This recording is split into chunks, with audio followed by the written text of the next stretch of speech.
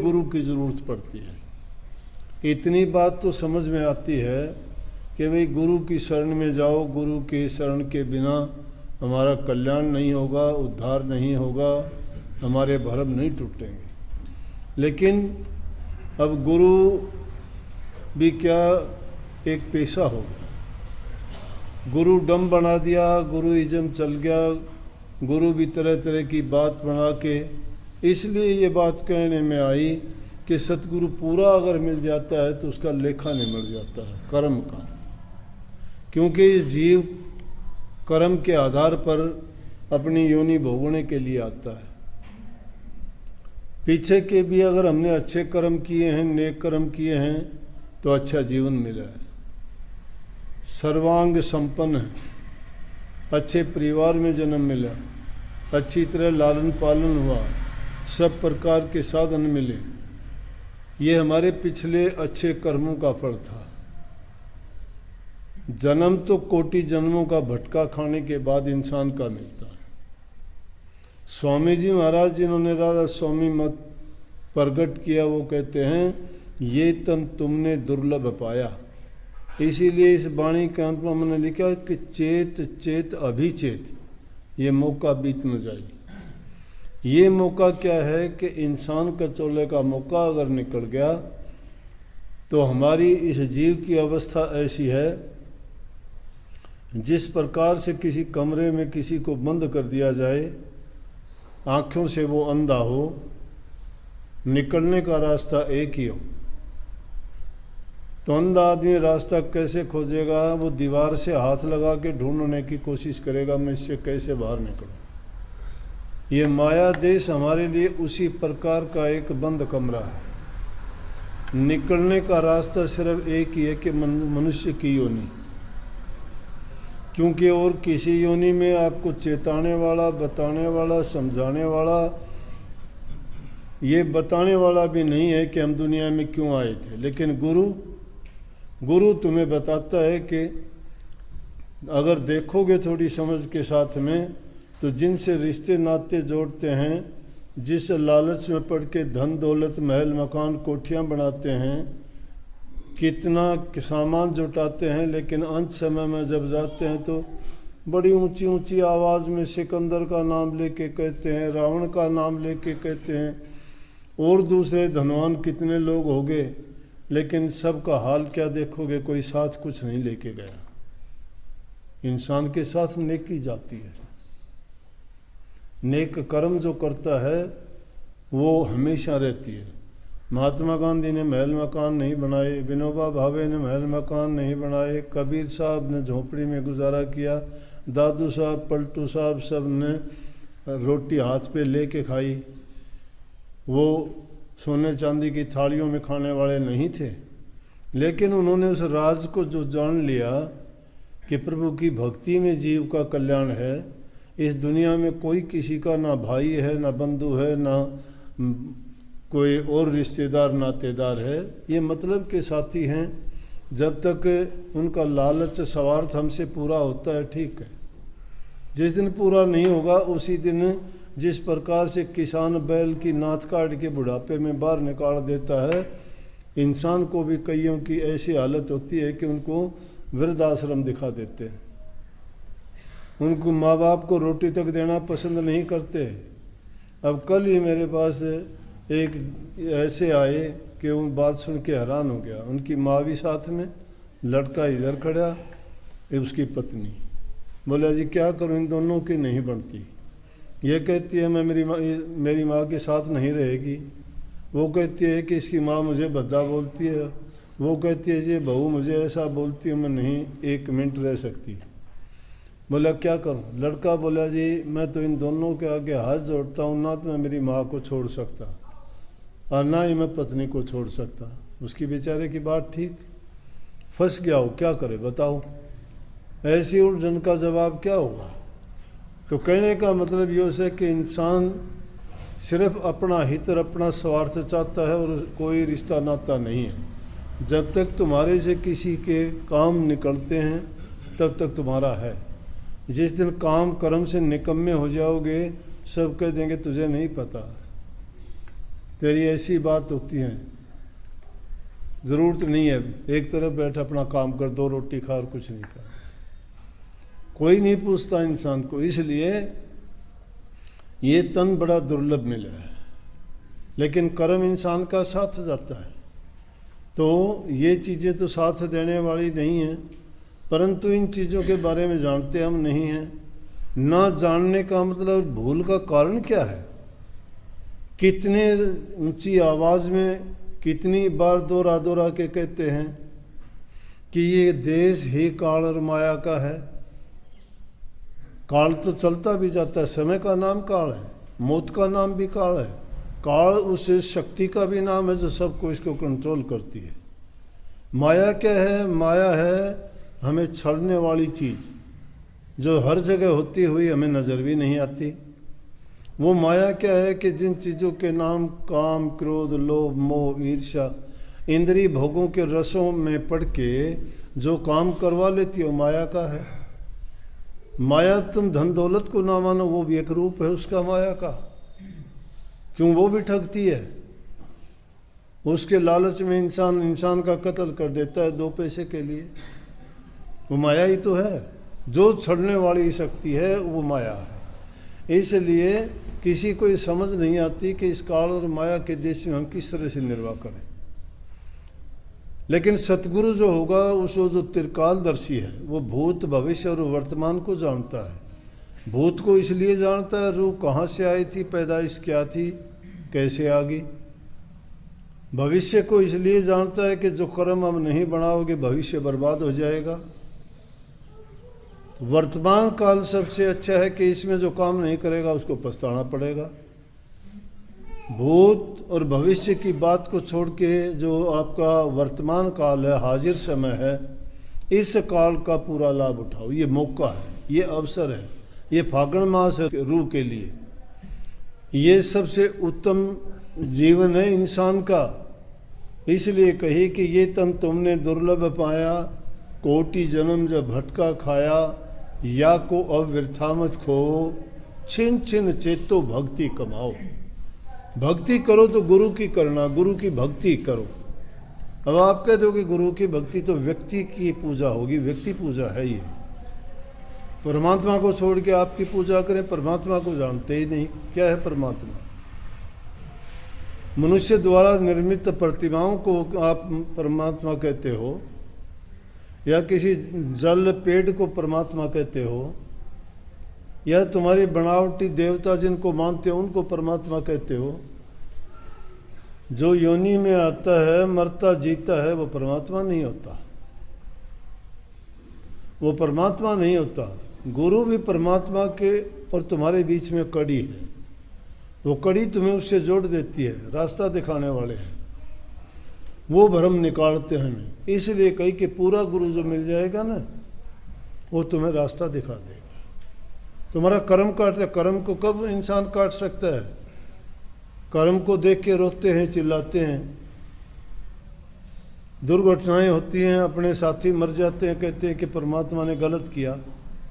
अरे परमात्मा ने गलत क्या किया? जो कीड़ी से लेके हाथी तक सबका लालन पालन करता है, वो इतनी पूरी की पूरी सृष्टि को रचने वाला, चलाने वाला, और उसकी बातों में हम कमी निकालते हैं। उसकी बातों में कमी नहीं है। हम उनसे ज़्यादा बुद्धिमान, ज्ञानवान नहीं हैं। ये उसकी रचना का खेल है, वो जो करता है। लेकिन वो भी करता नहीं है। वो जो भी जैसा करता है वो उसको भुगतते हुए देखता है। वो उनके लिए सिर्फ इतना करता है कि व्यवस्था बनाता है कि पाप किया है तो तू पाप की जगह चला जा, पुण्य किया है तो पुण्य की जगह जा, और भक्ति करके कल्याण के रास्ते पे चला तो मुक्ति को पा। उसका कोई दोष नहीं, कोई उसका इस बात में हस्तक्षेप नहीं है कौन क्या करता है। अगर उसका हस्तक्षेप होता तो डाकुओं को, ठगों को, लुटेरों को क्यों होने देता? नहीं, उसने जीव को आज़ादी दे दी, जीव को पैदा करके भेज दिया, यहाँ सौंप दिया काल महाराज को। काल महाराज अपने इशारे से नचाता है। परंतु जो बात कही कि भक्ति करो तो गुरु की करना, गुरु की भक्ति है क्या? कि गुरु की आज्ञा का पालन करना, गुरु की भक्ति ये नहीं कि गुरु की पूजा ये नहीं कि नोट चढ़ाओ, कपड़े चढ़ाओ या प्रसाद लेके जाओ, ये पाखंड है। कोई लेके जाता है वो उसका भाव है, जो लेके नहीं जाएगा वो लेके आता भी नहीं है। प्रकृति का नियम है, जो जैसा दोगे वैसा मिल जाएगा आपको। किसी को प्यार देते हो प्यार मिलेगा, इज्जत देते हो इज्जत मिलेगी, नफरत देते हो नफरत मिलेगी। वो कोई देता नहीं तुम्हें, तुम खुद देते हो। तुम दे के देखो किसी को, एक को अगर हंस के बोलोगे वो तुम्हें गले से लगा लेगा। एक की तरह तुम आंखें निकाल के बात करोगे वो तुम्हें दृष्टि भर के भी नहीं देखेगा।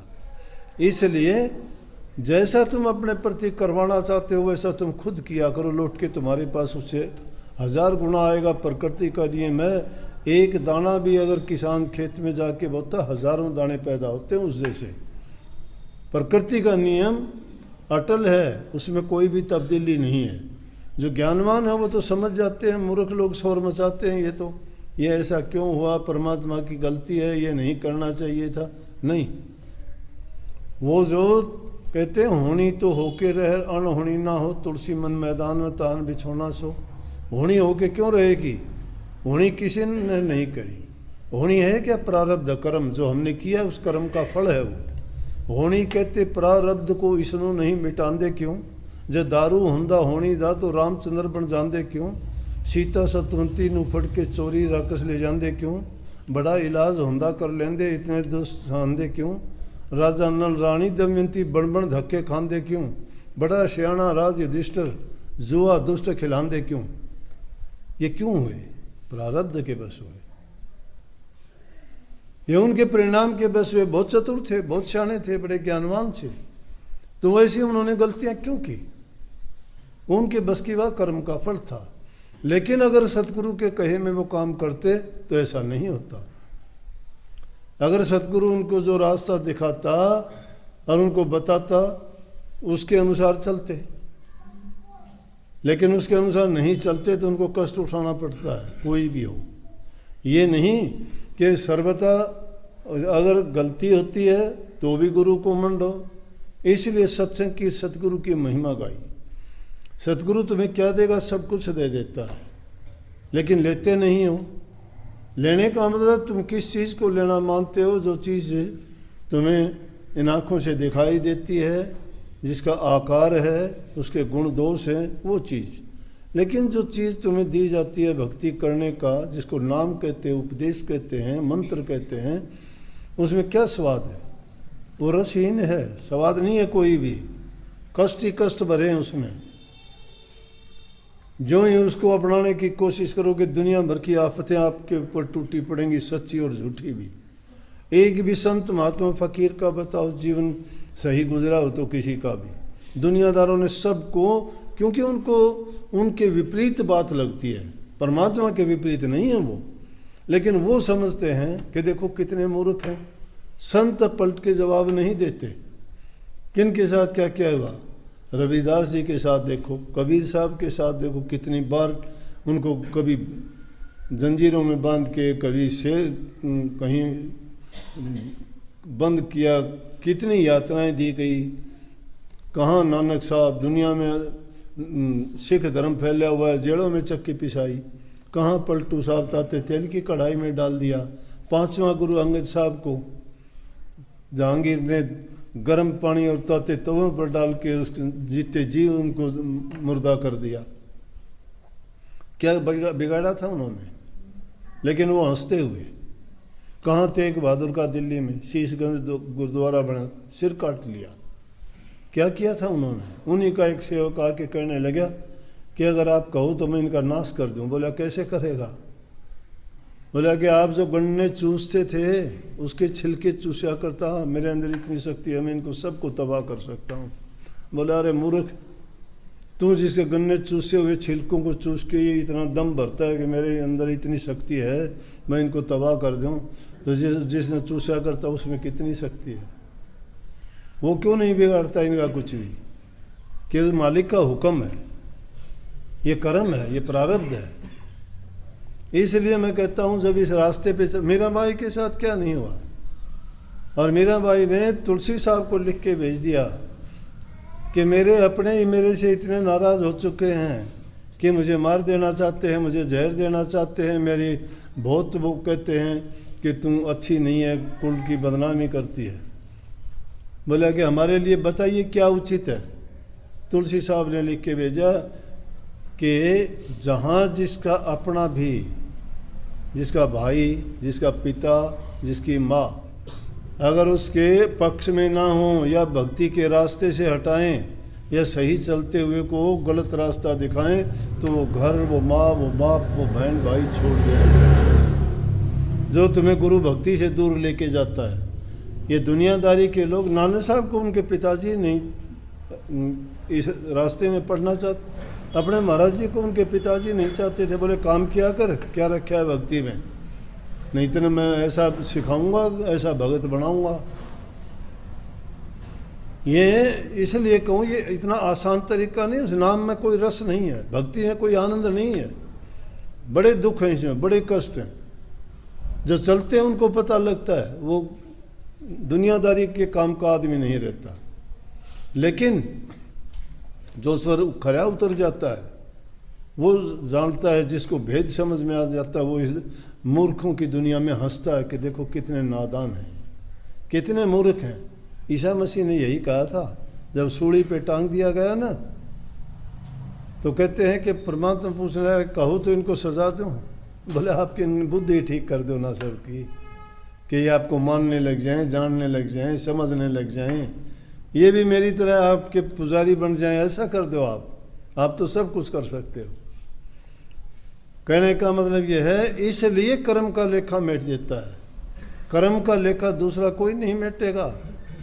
आजकल बड़ा आडंबर चला है कि गुरु तुम्हारा कल्याण कर देगा, हित कर देगा, लेकिन कर देगा कैसे वो नहीं बताते। वो तो अपने आप ही सब कुछ वो समझते हैं कि हाँ भाई कर दे, गुरु कर देगा सब कुछ। ये समझते हैं कि गुरु तेरा मुकदमा ठीक कर देगा, गुरु तेरा ब्याह बिगड़ा हुआ ठीक कर देगा, गुरु तेरी गरीबी ठीक कर देगा, गुरु तेरी बीमारी। अरे इंसान में बड़ी शक्ति है, तुम्हारे मन के अंदर बहुत शक्ति है, इतनी शक्ति किसी में भी नहीं है, लेकिन उस शक्ति को तुम जानते ही नहीं हो। और वो शक्ति है एकाग्रता की। तुम अपने आप को जिस दिन जान जाओगे, बड़े से बड़े रोग बीमारी को हरा दोगे। बीमारी पता नहीं कहाँ की कहाँ जाएगी। मैंने अखबार में पढ़ा था, एक लेडी अमेरिका की, उसके 5 हार्ट के ऑपरेशन हो रहे और वो 40 किलोमीटर की साइकिल दौड़ में दौड़ी। वो यहाँ तो एक छोटा सा कोई बात हो जाता है तो खाट पकड़ के बैठ जाता है। आदमी मरता कब है? अपने आत्मबल के हारने से। वो आत्मविश्वास को छोड़ देता है। और आत्मसात अगर करना चाहते हो तो आत्मविश्वास को जगाना होगा, अपनी शक्ति को पहचानना होगा। वो शक्ति शारीरिक बल की जरूरत नहीं है, मानसिक शक्ति की जरूरत है। डिवाइन लाइट आपके अंदर है, वो प्रभु की ज्योति है, हर एक के अंदर है। उस ज्योति को जानना और जगाना जब आ जाएगा ना, फिर निर्भय और निश्चिंत हो जाओगे। फिर समझ जाओगे ना दुनिया से मोह रहेगा, ना जीने से मोह रहेगा, ना दुनियादारी की वस्तुओं से मोह रहेगा। अपने सिद्धांत और नियम और मर्यादाएं याद रहेंगी तुम्हें कि तुम्हारा काम और कर्तव्य क्या है। हर हाल में जो जिस लाइन में लग जाता है और उसके प्रति वो पूरा समर्पित हो जाता है तो उसको लाज लगती है, वो उसकी संभाल भी करता है, उसका काम भी करता है। इसलिए गुरु इस प्रकार से कर्म काटने का तरीका सिखाता है। एक दिन में नहीं आता, धीरे धीरे करके आता है। सत्संग का नाम बड़ा क्यों है?